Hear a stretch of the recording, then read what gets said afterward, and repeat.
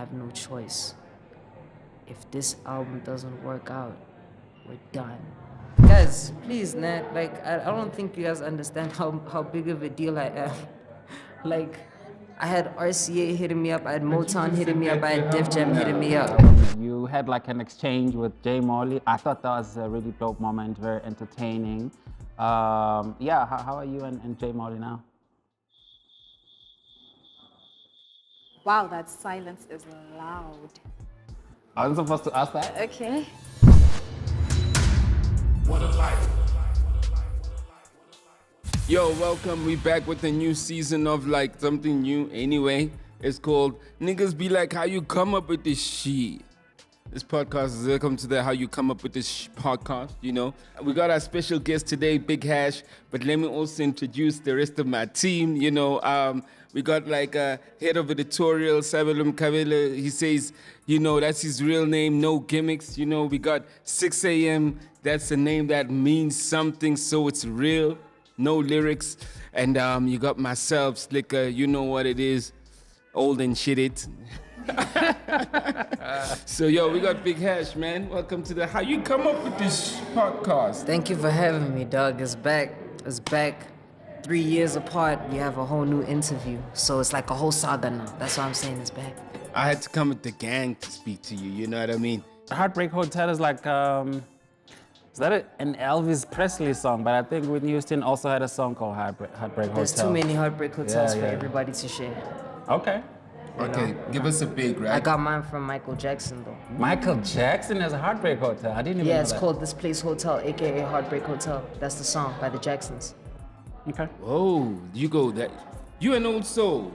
The one thing for sure is like the type of beats, type of sound, you're an old soul. You know I've always said that. But I want to ask you, how many bigs? Give us like your top 5 bigs. You Big Hash, give us your top 5 bigs. Biggie, Yeah. right? Big Hash. Big Sean. Yeah. If Drake was a big, I'd say Big Drake. Big Draco. Big Draco. Big Draco. Big Draco is scammy. Sure, Big I'm just Draco. saying. Big Draco. Big Pun. Yeah. See this old soul. Okay. I want to know how many littles, you know, top 5 littles. Lil Wayne, Lil Uzi Vert, Lil Yachty,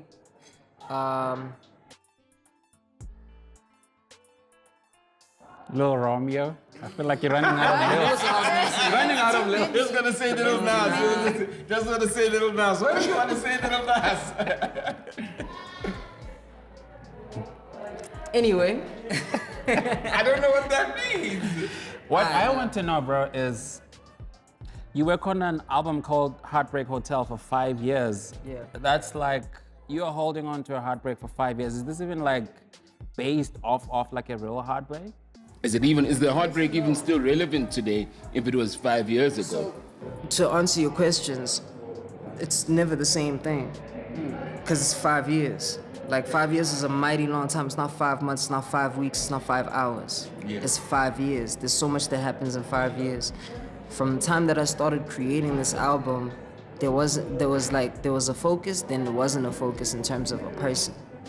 And then it turned into, you know, I lost my album over and over and over and over again because I'm the type to go and record a voice note, type everything, record the voice note and the beat playing in the back, and I'm like, oh, there we go, that's a song. I'm gonna cut that record when I cut the rest after I write these. I did the same thing, lost all my albums the same way.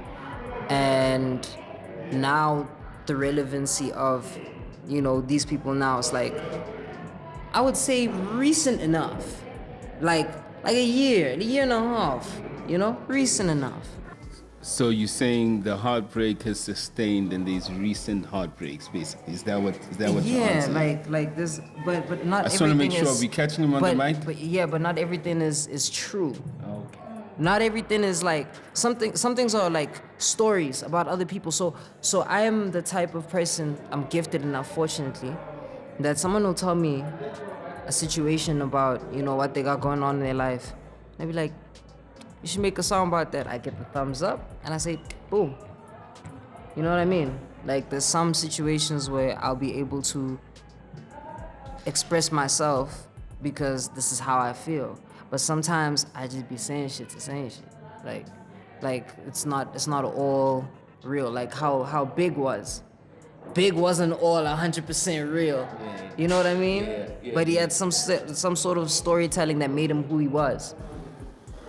Can you tell us about the whole Big thing? You know, is he your inspiration, your role model? Because there's Honestly, no. Biggie in your name. I respect Big a lot. I respect Big a lot, but no. For me, it's like how I even got to my name. I've told you this before. I'm not sure if you know the story. So I told you like 5 years ago, 6 years ago. Yeah. So I said that basically I was a very, very, very small dude. Like I am still a small dude, but like not, you know. But you're big bro now. I'm big bro now. Yeah. I'm big bro now. But I was very short. I had a big head. I grew into my head, fortunately. I grew into my ears. Everything was large except my body. So it's like, including my feet. And they used to make fun of me, like, I think the first day I touched down in boarding school, it was like, hey, it's a myth, it's a legend, it's Bigfoot, and I had to roll with that, or like, they were gonna troll me, like, you know what I mean, like for the rest of my life. Yeah, kids are very mean, so I just wanted to make it look cool in a sense, so I put a hash next to it, Big. That was that. It had nothing to do with Big or like, you know, but like all respect to Big though, for real. I'm more curious in, there's a lot that's happened, you know, since the last time we met, and I think it was next to the airport. That's the last time we even talked music. It wasn't real. You were launching a single. What years was this? It's like maybe 2-3 years ago. But I just got off the airport. It was somewhere next to the airport, you know, you're having something there, right? What's been going on that has kept you like invisible over the past few years, and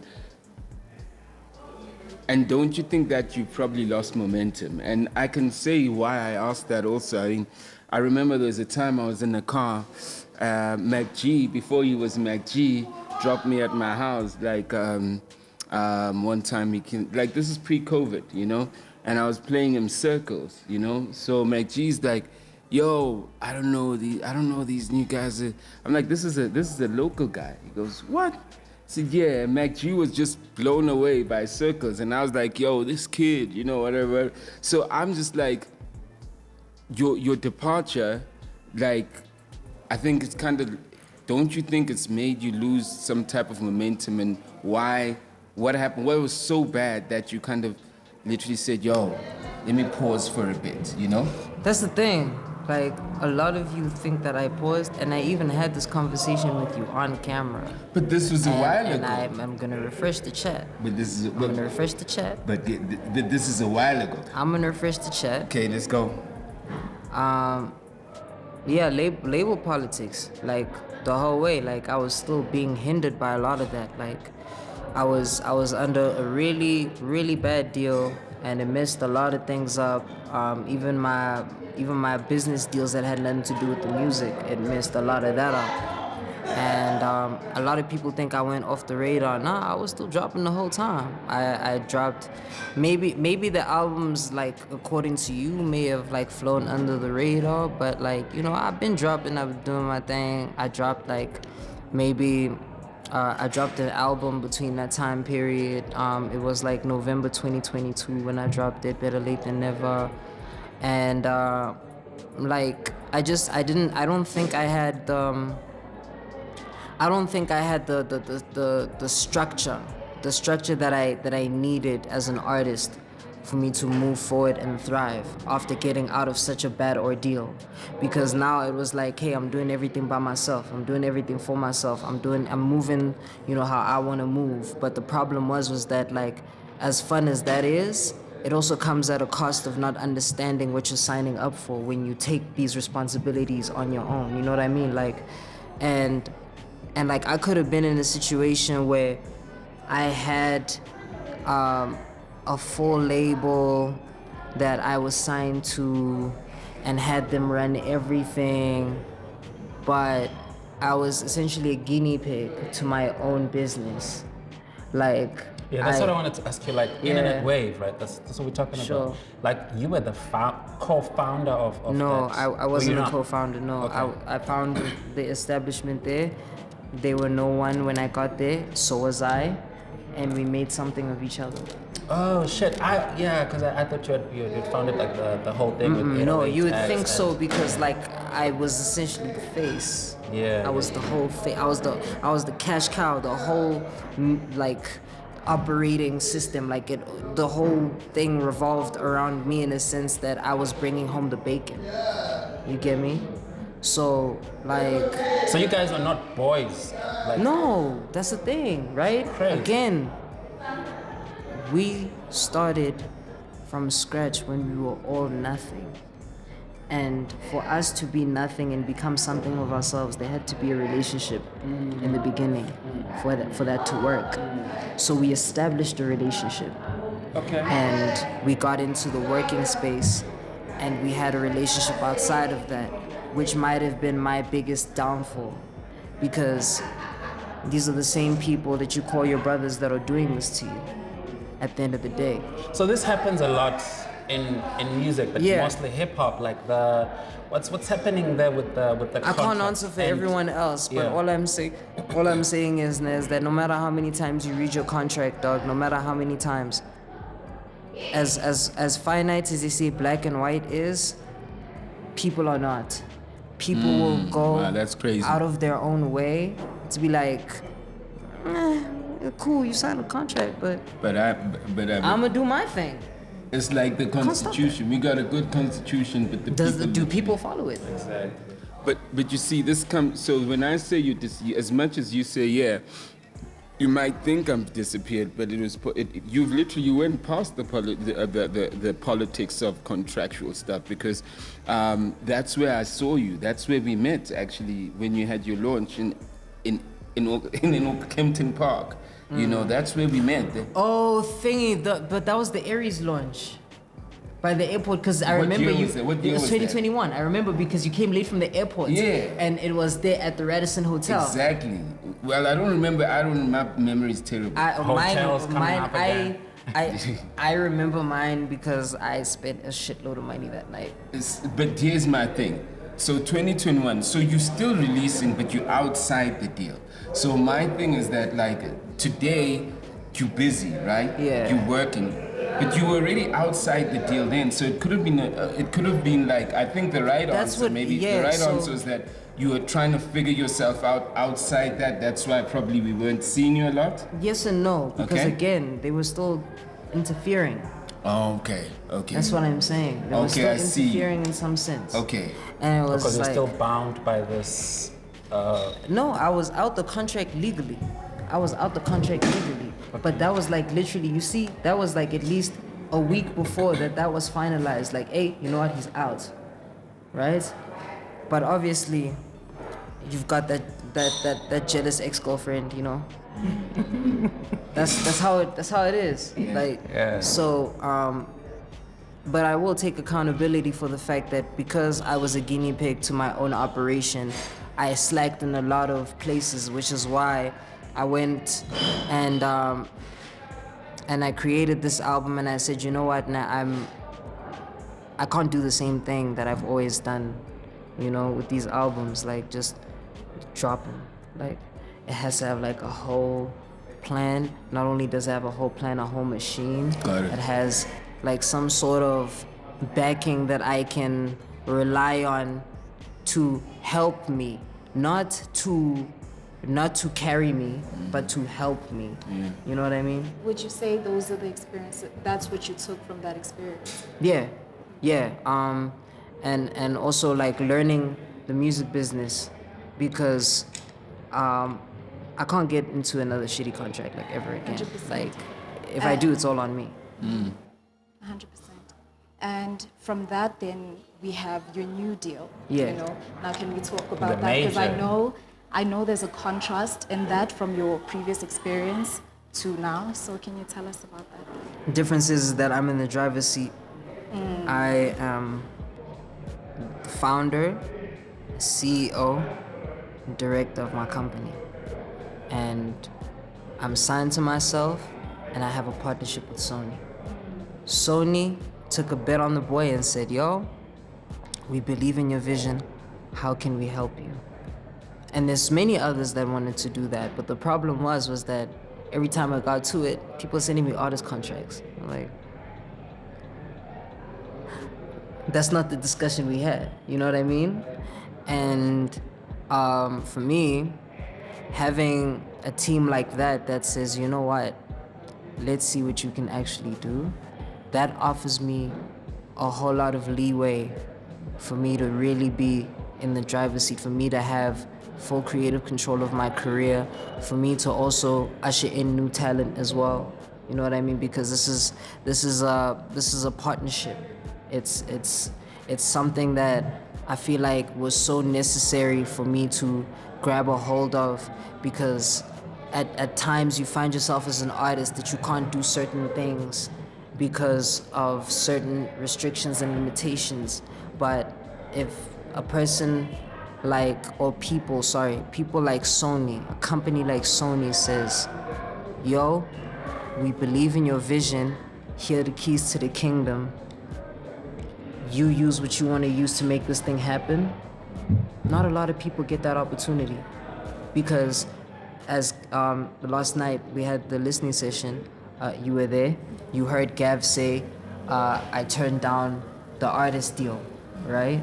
Because that would have been like, they offered me a lot of money for the artist deal, and I chose to opt for something else, and I chose a pay cut to like make this thing happen. You know what I mean? Like in terms of a partnership, because I want to be able to take control of my future, my career, because I also don't own my masters from any of my previous work. From before Aries, nothing. I have not seen a royalty. Wow. I have not seen a cent, like nothing. Shit. And it's okay. And it's okay. It's not okay. I mean, isn't it like a... Hear me out. Yeah. It's okay because I know I'm playing the long game right now. And I know where I'm headed, and I know what I'm doing. And to take myself back, I can't do that. There's really no way to That's some get your money? off-camera shit. Okay. That's some off-camera shit, Mara. I don't wanna move backward. I have to move forward in order for me to focus, in order for me to build the empire that I'm building, not an empire that crumbled. Gotcha. So there's something interesting. I mean, obviously, you know, boy from PTA getting checks from NY, you know. If I open up the intro with that goes, I'm glad my boy's getting chicks from the NY, you know? And that's real, I swear to God. Well, that's good, you know? I once had a chat with Ricky, and obviously I'm not sure whether, and you would know, because I'm telling you the guys know that work with me. The reason why I don't hold grudges is because I don't have a good memory. I forget. You know? Someone does me bad, you know, and I'm like, someone does me bad, and then tomorrow I'm smiling with them because I forgot, you know what I mean? I just have a bad memory, you know? Yeah. But that's God allowed me to have peace. Yeah. So I was with Ricky one time, and I think I could have met you through him, or he could have. I You don't did. Yeah, that's it. At least I remember that. So you know, and I remember, you know, I had a chat with him like later on, and I asked him about. We were just talking about industry, and you know, and just artists, and I said, Yeah. yo, you said you were gonna start a label. Remember, you're gonna put $1 million on Hash, whatever the case be. And he kind of seemed like a bit like disheartened by the idea of a label. You know what I mean? And I'm in that relationship that you had now, because you now the OG. You now Biggie now, right? What do you think that like you could have learned, or that you feel that as a young OG I could have, as a young and I could have listened to the OG in this way, or maybe this is how the OGs should approach youngins also to hear us? Because you know, we're talking about it. We say if young people's acceleration speed literally collaborates with older people's like knowledge and experience, that becomes the power of the culture. So I think it would be interesting for you to kind of give a view of what could have happened that you feel like, if I worked on myself, I could have done this better. Or maybe from an OG perspective, this is the pattern which literally makes us sometimes push back. I believed everyone was my friend. That was something like, yo, listen, in the industry, no friends in the industry. You gotta remember that. Everybody's business. Everybody is all about their bag, and you gotta respect that. The one thing that you can't get caught up in is, not that I did this, but inheriting beef. You know what I mean? Like inheriting things that don't belong to you. You know what I mean? Like whether it's beef, whether it's relationships, whether it's even like friendships, yes. Like there's a whole lot of stuff that like has happened over the past 5 years where I was like, I think I did that to myself. I think I did that to myself. Give examples. So like, for example, let's say I have a friend, right? And this friend, he has the same job as me. Does the same thing. Like He's an artist. he's an artist. Yeah. He's an artist, He or right? she's an artist. He or she is an artist. I'll go with he for now. And now we find ourselves in a situation where he's cool with one dude, I'm not cool with one dude. Nah? Or I'm not cool with one dude and he's cool with that dude. Right? Like, it's now like I move as if I know anything, and like I'll take the greeting this person gives me as like awe, but in their head they can tell that, hey, I'm being pop over here, so they can say easily, fuck this nigga. And you know what happens? Now this guy who doesn't know you, never had a conversation with you, who dapped you up and felt that your dap was pop, goes to wherever he goes and says that kid is pop. That bro is pop. He's egotistical. He's an asshole. Like you've never had a conversation with the dude. It was just one dap and it was just like, fuck this nigga. You know what I mean? And like, for me, understanding how deep that thing goes, it's insane because there's so many people that you'll think that if you're in a beef with them, nah, it'll be two-sided thing. Then you realize next time when you meet them and you're probably in a happy mood or something, and you're trying to dap them up, and it's just like, what did I do to him? In his head, he thinks you guys are beefing, and like you've got no problem with the dude. It might have been a thing of like you don't rock with dude, but it's never anything deep, and you never like go out of your way to go disrespect dude. If this comes up, it comes back like it was interrupted. We just had a power failure. Please remember to vote wisely. With that being said, Big Hash, who are we voting for? Big Hash for president. Have you registered How many to signatures vote? do you have? How many Biggie for signatures? president. I'm registered to kill the game. Wow. Biggie for president. So you are basically voting responsibly. Yes, as you all should. Biggie for president. Moment. More residential homes, more heartbreak hotels. Okay. Heartbreak hotels are better than being homeless. Yes. Let's go. Take it there. This was during the lockdown, I think, when you had like an exchange with Molley. I thought that was a really dope moment, very entertaining. Yeah, how are you and Molley now? Wow, that silence is loud. I wasn't supposed to ask that. Okay. Is that your answer? Okay, moving on. Moving on. Okay. Okay. But on some personal, how's I mean, once again, you know, I'm always touched by the real stuff that you say. You know, I remember the lines. You know, two-bedroom home. Mom couldn't afford like the furniture. So just want to check how's mom's doing, how's fam's doing, how's your your brother, right? Your brother, sister, right? How's your sister doing? You know, how's everybody doing? I remember it would be amiss of me not to ask, you know, since you've shared a lot with me, you know? A lot's happened since that interview, since the last interview that we had. That was our first interview, personally. Yeah, nah, I know, but I'm saying the last conversation that we had. Yeah. So she's sick. She has a brain tumor, but she's had it for a minute. She's had it for a minute, like 10 years, but she didn't know. Like, see, around that time, after we just did our last interview, that is when we found out, because she was on the brink of death at that point. But yeah, she's doing much better. Or as much better as you can be with a brain tumor you can't remove. But one of the strongest women that I know, one of the strongest human beings that I know, period. My sister, like, raving teenager now, like Delulu, that's the right word.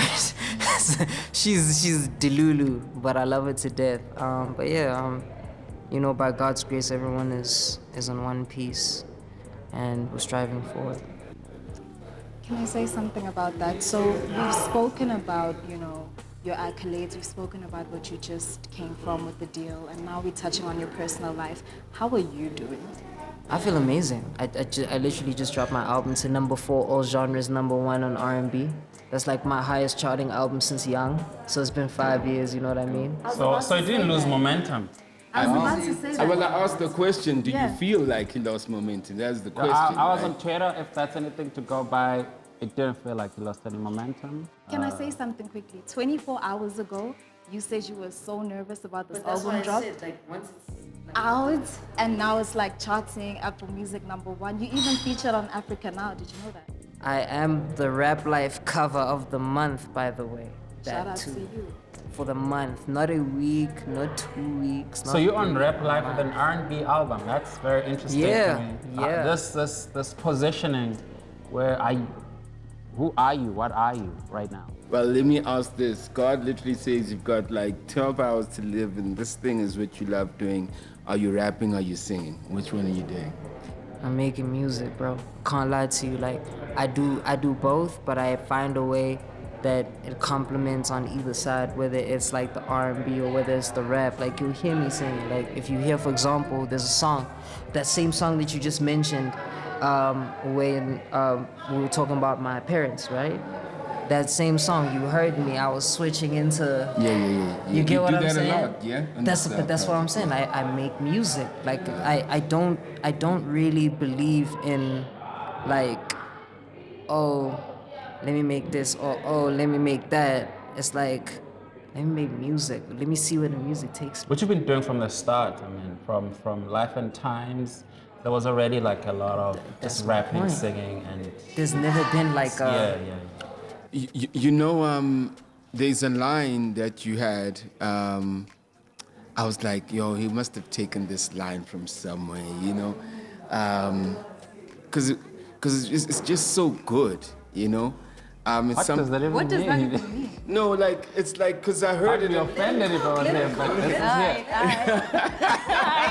it. It's so good, you must have taken it from somewhere.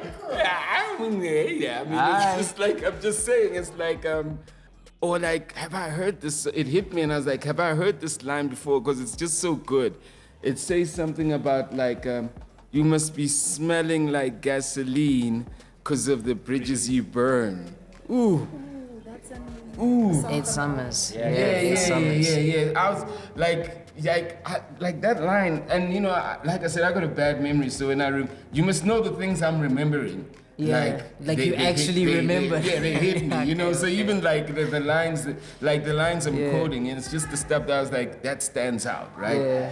Like Have you dropped that song before? Why did this line just hit me so hard? It No, felt like something I've heard. It dropped like a month before the album came out. Okay, maybe I listened. Maybe you heard it in passing somewhere, something like that. Because I listened to so much music. Maybe I knew it's you. I listened, and then I carried on with my life, and then I came back again. You know what I mean? In context of the album, of course, I understand it. I understand. Yeah, that's crazy. You run a music publication. I don't expect you to remember everything, bro. I listen to music completely.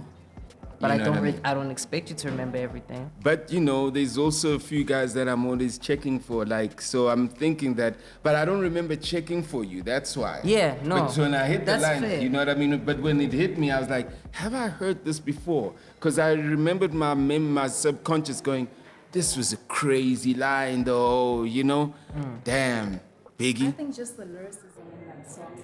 Thank you.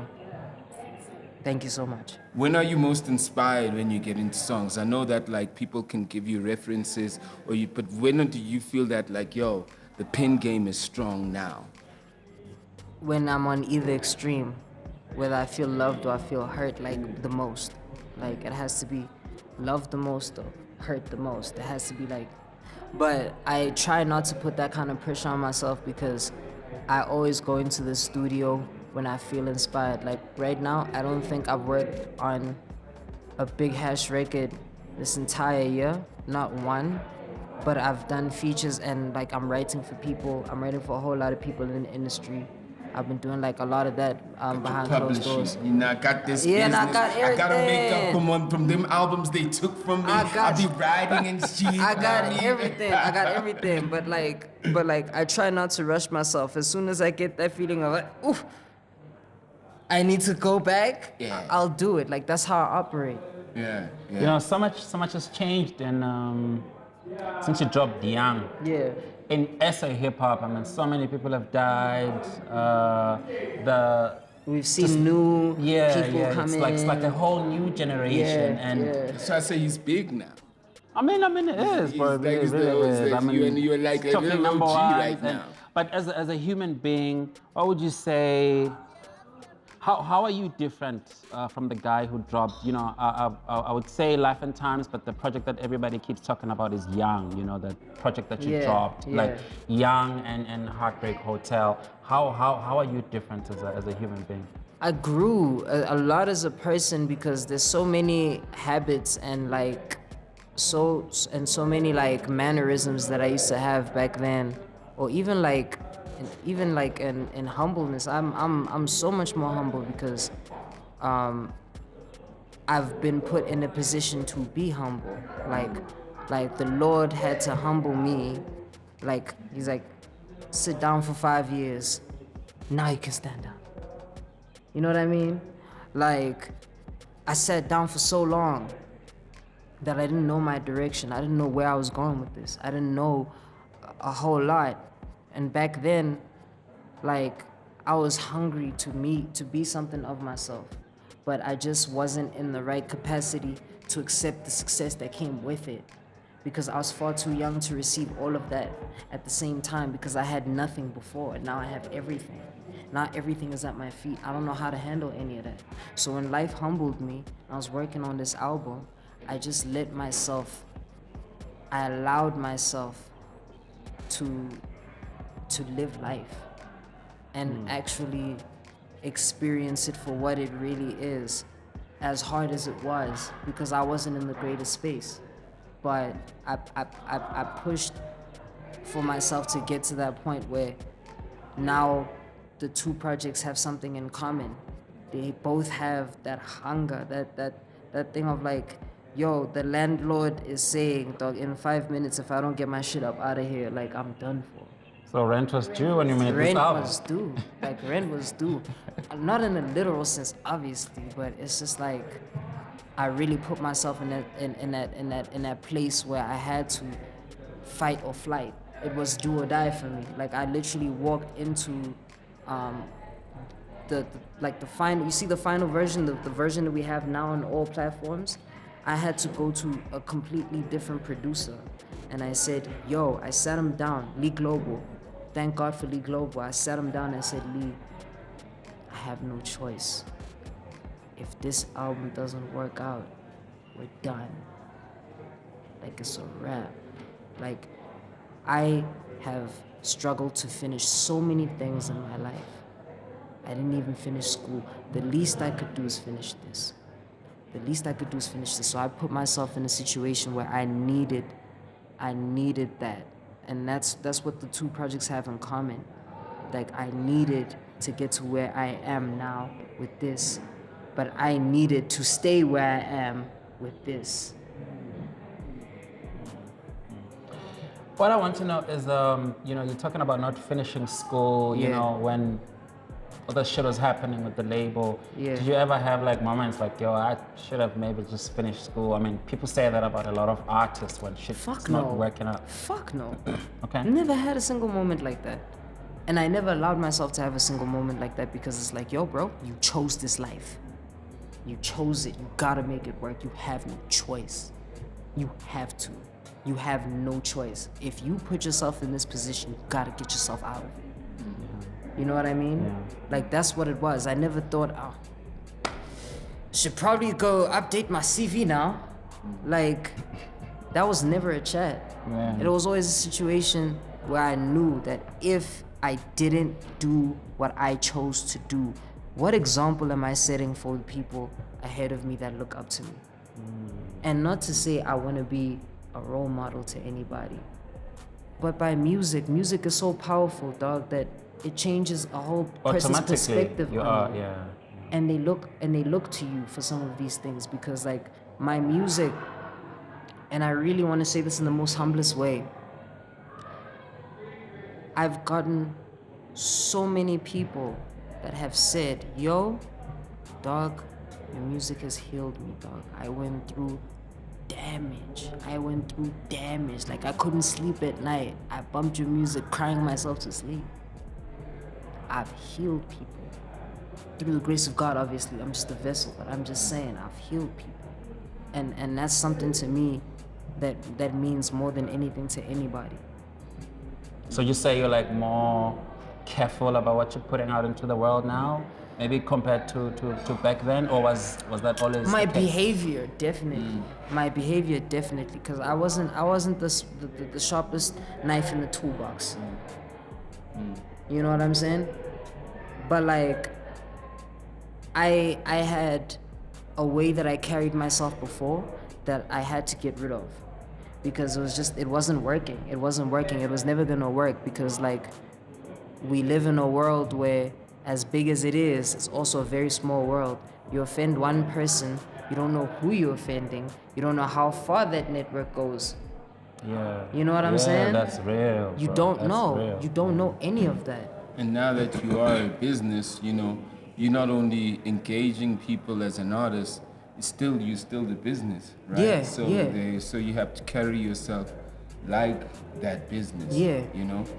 One of the things that I had to think about what's my affinity towards you, but I think that you're a pure soul in my view. Not that I'm qualified to know what a pure soul is. No. You know? You're a chakra nigga. I didn't know that. Actually, I knew that.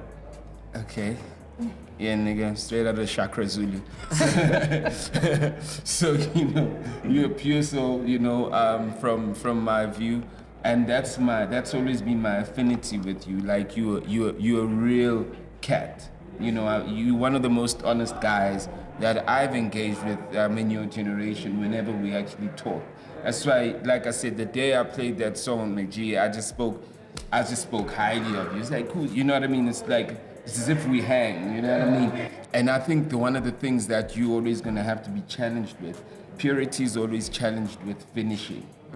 Because, you know, when you're pure and you're there for the right intentions, you see that everybody else is there for the wrong intentions. And when they're there for the wrong intentions, things literally like seem easier, it's shortcuts, it's this.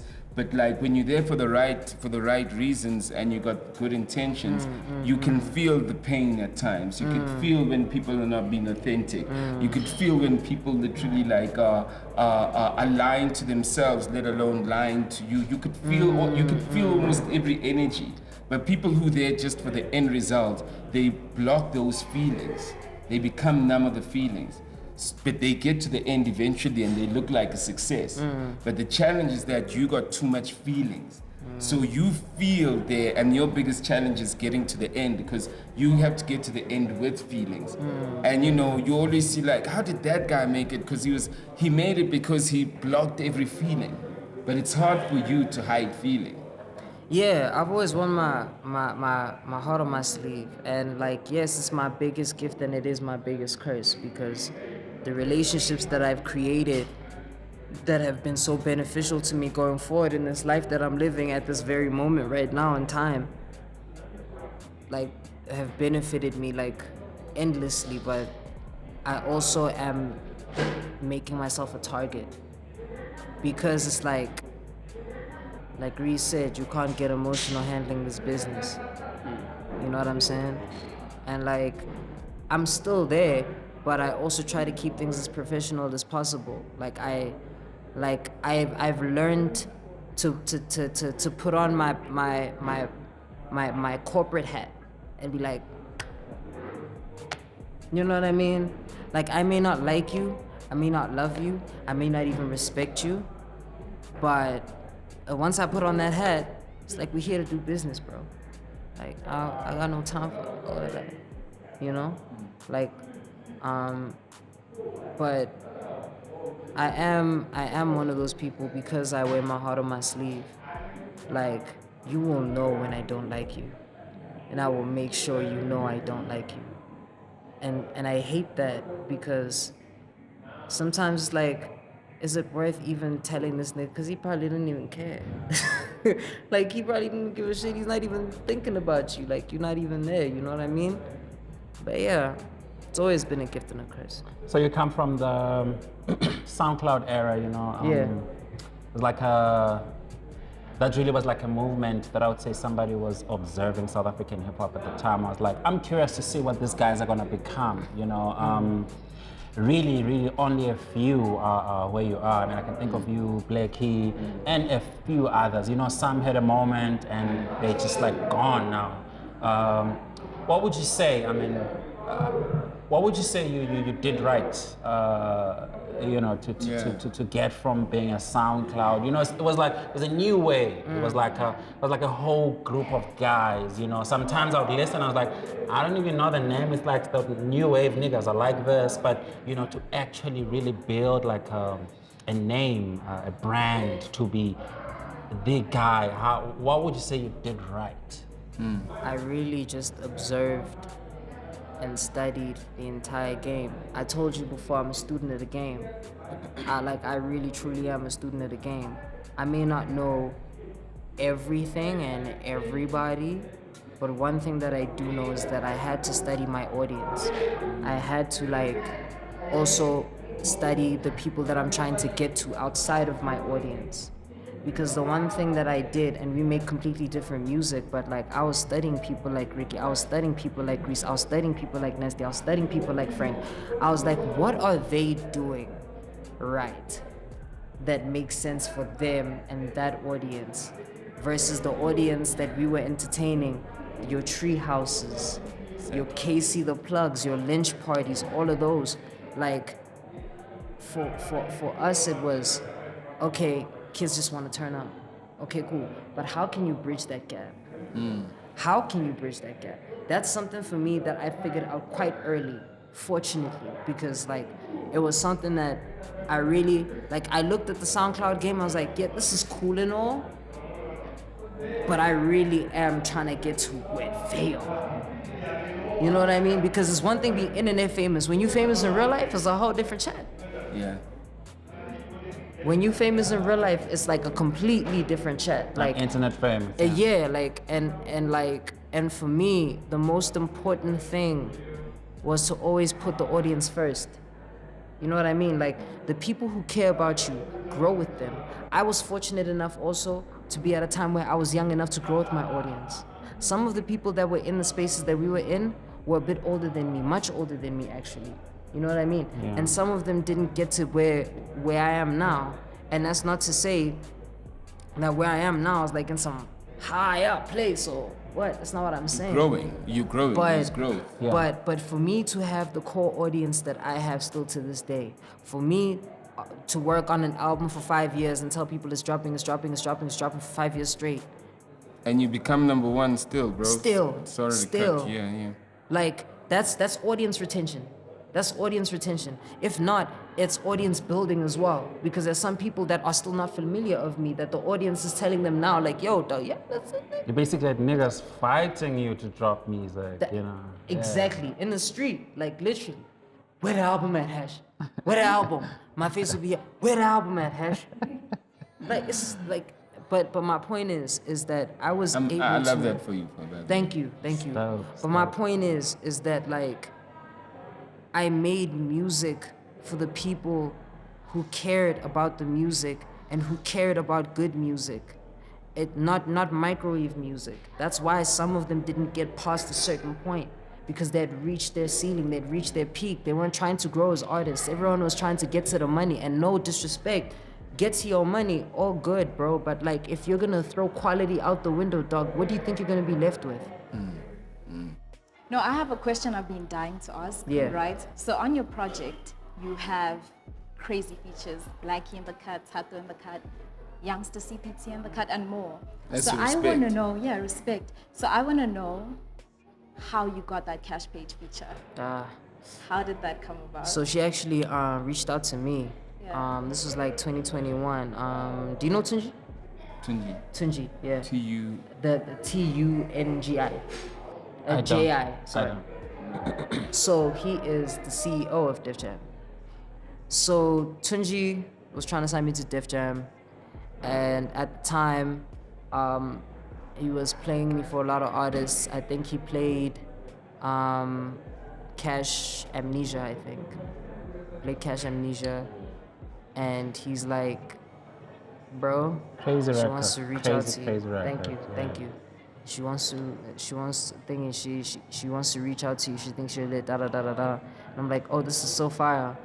But he told me this like 2 weeks after she'd already DM'd me saying, yo. And I'm like, and this is Kaash Paige.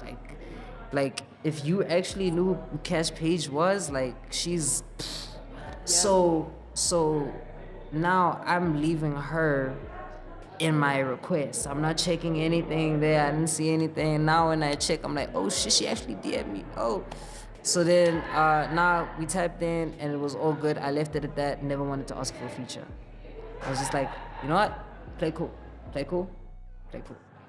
So her birthday comes, I think last year. And I told her happy birthday.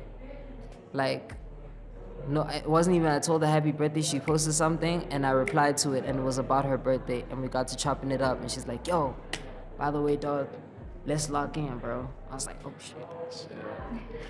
I hope you be for real right now. You mean, I hope you be for real right now. I let it go. Then she said, send me a record. I was like, I bet. Hold Is this on. one day? Yes. So I said, I'm gonna go cook it. Then I'll send it. So then I ended up linking with Lee Global, like maybe 2-3 weeks later, cooked it up, and then I sent it back. And I was like, yo, this is the one. Please. Pretty please. And she came through. She actually came through. Like, it was insane. Like, that record has been done for like a year now. Before you even go there, so what happened with the DefJam deal? Oh, I was yeah. still on that. Yeah, I mean, Yeah, like, yeah. You know, You left it hanging. You know, yeah. you Nah, can't leave us there, almost. We were just on 2 different pages, like I said. Like, I wanted a partnership that came with an artist deal. And it almost worked out, then it didn't. And it was like, okay, I understand fully. It is what it is. This is like DefJam in the States. DefJam, yeah. Shit. Like, I don't, guys, please, Nat, like, I don't think you guys understand how big of a deal I am. Like, I had RCA hitting me up, I had Motown hitting me up, I had DefJam hitting me up. No, my brother. You out the way? I need to. But I love that. But I you love gotta that. say it, say I it, love that say energy. it, say it. No, So I we need know. to. I You need gotta to clear make that us out. know. This is why we're here. You gotta say it. I need to clear that up because like there's always been a situation on the outside like, nah, you know what? This nigga ain't shit. Nigga, this ain't. I just want to remind those people who are like, he ain't shit. Remember that. Yeah. You one of the, I think a lot of artists who are coming up now, a lot of them, they're just like, if Ricky was around, would be in a different place. He would love the Quellas. Exactly, even what's that, Tech Studios, they did like that. Yeah. And I was like, this makes so much sense. But you guys are only seeing this now. Tech has been doing this for years though. He was still doing it before that. But my question is, what would you say you took from Ricky? Something that he either said or maybe just something that he used to do that you were like, you know what, this, I fucks with this way of doing things. So, for me, it was always about nurturing some relationships that you have with some people. Like, for instance, you'll see some talent in somebody and be like, I actually see something in myself. Like some I see myself in that person, or like I see, you know what I mean? Like, and I've been fortunate enough to know so many people that I've caught at an early phase who have transitioned into an even bigger artist than me. Oh, like, shit. You want to give us names? Tyla, for instance. Tyla, yes. Tyla Make Me Sweat, yes. Tyla. Okay, tell us more. Nah, like, for instance, Tyla, I could already tell something was cooking there. This was like early 2020. It's like early 2020, late 2019, early 2020. Like, I could already tell something was cooking here. You know what I mean? And like, it was like, at some point, I was even trying to write records for her. In fact, we got into studio. She actually recorded something on some shit that I wrote. Like, she's been consistent from IG Live singing to like... Yeah, so my thing is that like, when you can tell, and he can attest to it actually, right there. Am I lying? As he points out, to a companion he came with, who goes, I do. That's what's happening. Because he's been around just as long. Yeah. If not longer than Tyla. Yeah. But like just seeing, like that person need like that little boost of confidence to be like, you know what, this shit too easy. You know what I mean? Like, we were around for that. And that's why I'm like, I like still to this day, I'm friends with her and I'm friends with the whole family. I keep in contact with a lot of them because it's that thing of like, I saw you here, now you are there. But I always knew, and again, he'll attest to it, I've been told niggas about this girl for a full year. People thought when I was posting in my stories, people even thought we were dating at some point. Sure. Like, because I used to post her all the time. All the time. Like, yo, that's it. I used to post her all the time because it was like, I was like, dude, she's gonna be a big deal. She's gonna be a big deal. You know what I mean? And I said it, and that's the thing, like, and that's only one example. That's only one example, but I'll keep it at that because it's not about her. Yeah. My whole point is that like developing relationships with people when you see something in them and nurturing them. Yeah. Because that's how it happened with me and OG. That's how it was. He saw something and said, hey, something here is cooking. Let's see what you can do. He did that. Yeah. You know what I mean? And I'm very grateful, I'm very appreciative of it. Yeah. Sun's shining. Looks like we're done. Big Hash, Heartbreak Hotel. Out now on all platforms. And by the way, I'm Rap Life cover star of the month. Shout out Apple Music. Stay tuned in for more. Let's go. Broadcast live